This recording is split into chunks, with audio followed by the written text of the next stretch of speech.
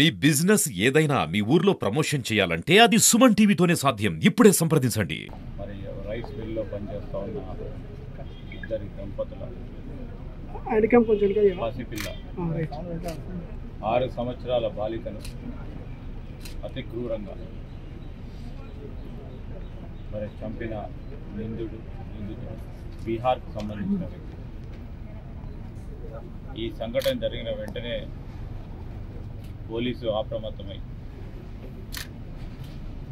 ఎప్పుడైతే బాలిక అదృశ్యమైందని వారి దృష్టికి వచ్చిందో పోలీసు యంత్రాంగం అంతా కూడా నిమిషాల్లో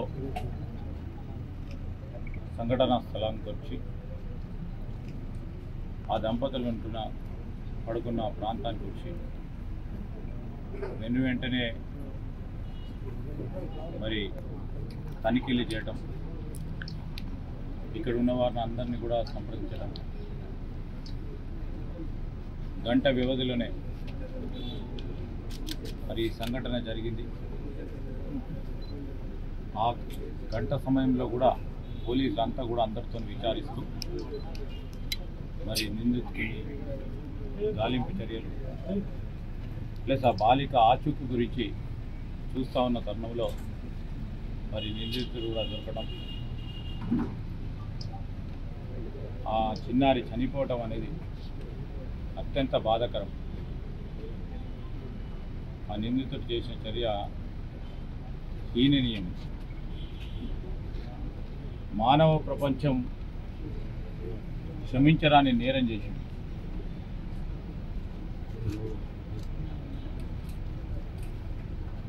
పూర్తి స్థాయి సంఘటన వివరాలు తెలుసుకోవడానికి నేను మా సహచార మంత్రివర్గ సోదరిమణి సీతక్క గారు, మరి స్థానిక శాసనసభ్యులు విజయరామారావు గారు, మా జిల్లా కాంగ్రెస్ అధ్యక్షుడు గోదావరి రామగుండం ఎమ్మెల్యే రాజ్ ఠాకూర్ గారు, మా ఎంపీ గారు కూడా ఈరోజు ఇక్కడికి వచ్చాం. మరి ఆ చిన్నారి తల్లిదండ్రులను కూడా కలుసుకోవటం జరుగుతుంది. సంఘటన వివరాలను కూడా పూర్తి స్థాయిలో వారి దగ్గర నుంచి కూడా తెలుసుకుంటాం. ఎక్కడ కూడా ఆలస్యం కాకుండా పోలీసులు ప్రయత్నం చేసినప్పటికీ ఆ కిరాతకుడు ఘోరమైన పని చేసి హత్య గావించడం అనేది ప్రభుత్వం చాలా సీరియస్గా తీసుకుంటుంది. ముఖ్యమంత్రి రేవంత్ రెడ్డి గారు కూడా వెంటనే దీనిపైన చర్య తీసుకోవాలని, దాని తదుపరి కూడా ఫాస్ట్ ట్రాక్ కోర్టు ద్వారా శిక్ష పడే విధంగా ఉన్న ఆధారాలతో చట్టపరంగా ఆ నిందితుడిపై చర్యలు తీసుకునే కార్యక్రమం ప్రభుత్వం చేపడుతుందని స్పష్టంగా ముఖ్యమంత్రి గారు కూడా చెప్పడం జరిగింది. ఈ క్రమేణా ఎక్కడ ఏ విధంగా జరిగింది, సంఘటనకు సంబంధించిన పోలీసు యంత్రాంగం వెంటనే రావటం, బాలిక ఆచూకీ తీసుకునే ప్రయత్న మార్గం తెలుసుకునే ప్రయత్నంలోనే మరి సంఘటన విషయానికి వస్తే ఆ నిందితుడు అప్పటికే బాలికను హత్య చేయడం,